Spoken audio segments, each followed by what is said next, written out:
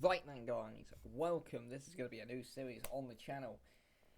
F1 Manager 99. It is a game I love. Not because it's inherently good, but because of the absolute batshit nonsense you can see. I've actually got a single player save running with arrows. I'll explain in a second.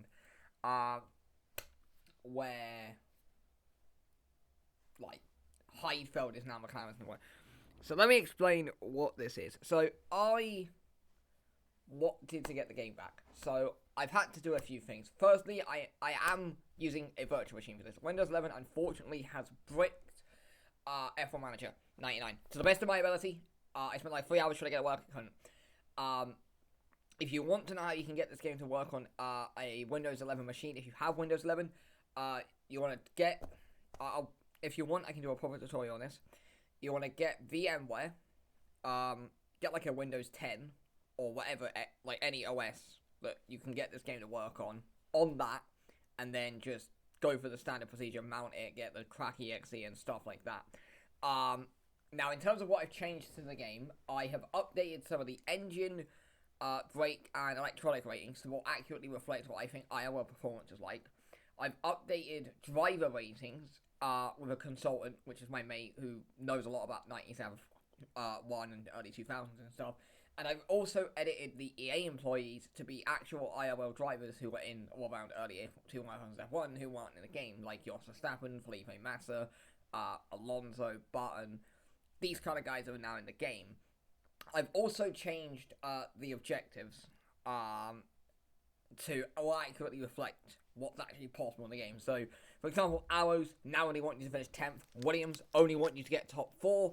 Stuff like that, which makes the game more enjoyable because there's more teams you can pick from, rather than having to say that if you want to go rebuild Arrows, you know, you're going to try and finish 6th in year 1, which would be a lot of saves going, and stuff like that. So, that is what I've done. If you want, I can do a full video on how to mod EA F1 Manager 99 in terms of editing files that I did anyway. I'm not going to do graphic design and stuff because, gotta be honest, I know nothing about graphic design. That is someone else's thing.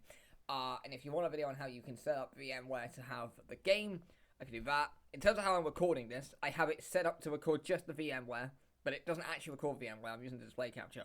But we have it working. We're going to do a save. As you can see, I have, if I bring this back over, the single player save I have going with arrows. I'm in July of 1999. And I've had some fun with that. Now, in terms of who we want to manage, arrows could be an option. But obviously, I'm not going to manage them. I already have a single player save with them. It wouldn't make a lot of sense. BAR, obviously. A lot of money. Didn't really work out in 99. They went ill-prepared. They overestimated Charles. But you are going to get Jacques Villeneuve, who you can work with. Ricardo Zonta, not a great second driver. Patrick Lamoureux. Supertech engines aren't really the best, but there is a foundation there, maybe. Benetton, you know, by this point in F1, they were on the decline, and I think they're only a few years from going out of the sport entirely. You've got Fisichella and Wirtz, a good driver pairing, but is there enough of a car there to really mount a challenge off the start? Maybe not.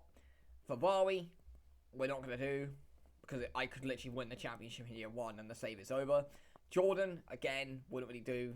They're the third best team. I just have to basically get the best engine, fire Hill, get in like Hacken, and I could win the championship year 2. Similar kind of thing with McLaren.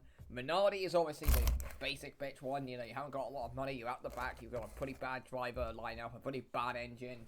No one really on the technical staff that you would say is, okay, this guy can win us a championship. But I will not do Minardi out of respect for the GOAT of this game, P.S. Luton Rules. I will, if you want to watch a man play with Minardi on this game, I would heavily recommend his series. It goes into a lot of detail. If you, like me, have an attention span of vision, he's got 3 seasons of the montage as well as the best moments from the series, going over the trials and tribulations of Minardi. It's a great series, and personally, since I do not want to have the second real series on this game on YouTube being with Minardi as well, I am not going to do Minardi. Now, the next team is Prost. Of course, Prost came in, I think, off the back of Ligier falling. You know, they've got some talent there. Palace, Trulli, two good drivers. Maybe a little bit underrated, just saying. But, you know, that's a team that was built off the French Empire and never really did much. They could be an option. Sauber, you know, at this point, I don't think anyone can really tell me anything about Sauber. You know, Andrew Tilley, Leo Rez, Marco Fessa, Alesi at this point was on the decline. Pedro Diniz was a pay driver. They would have a lot of work to do, but that could be part of the challenge, maybe. Stewart, I don't think will do. Williams doesn't make a lot of sense. So for me in my head right now, I'm looking at this. BAR, a lot of money wouldn't be too hard. I'm torn between either Sauber or Prost. And because I'm British, our F1M99 save, we are going to manage Sauber. That is who we are going to take over. All change at Sauber. With the start of the new F1 season just a few weeks away, Sauber have cleaned out house. New team principal Logan Kaiser is going to come into the team and try and rebuild them from a fledgling midfield outfit into F1 champions. Maybe not year 1, maybe not year 2, but year 3, year 4, we will be there. Team manager and the team's confirmed personnel include John Alesi and Pedro Diniz as drivers, and the team is looking forward to the 1999 season, where the aim is simple. Finish 8th place or higher in the Constructors' Championship. That is the aim. That is all we have to do. And with a few races where the results will be a bit batshit, it shouldn't be too hard. Pedro Diniz wants to welcome himself into the team. He says that he understands that there may be circumstances where he has to drive a little bit more tactically and support driver number 1. However, his results are good enough. He hopes to be given the chance. Yeah, you're going to be going about 4 seconds, mate. Jean Alesi is determined to win races and mount a competitive challenge for the Drivers' Championship.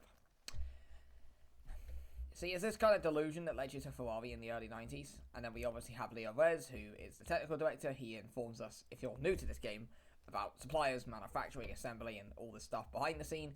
Andrew Tilley, who is the chief designer, he'll keep us updated on the new components in the next year's chassis. And Marco Fessa, who does the commercial stuff, he's in charge of making sure that we have sponsors. So Andrew Tilley, the chief designer, he's a 93 overall. I didn't edit any of the staff ratings because I don't know enough about them. 94 research skill, 93 chassis skill, 95 morale. He's a bit of a mediocre chief designer. He's probably not the person we're going to be moving forward with in the future. Same with Leo Rez even. 93, 93, 95, 93 overall.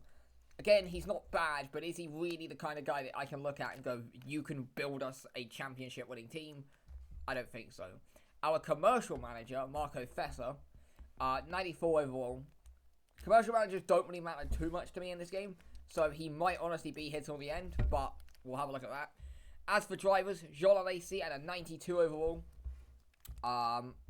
He's again probably going to be moved on. He's 35. He's not, he's not really the kind of guy that we're looking at and thinking, okay, you can come in and kind of win us a championship. And then Pedro Diniz, the second driver, is a 93 overall.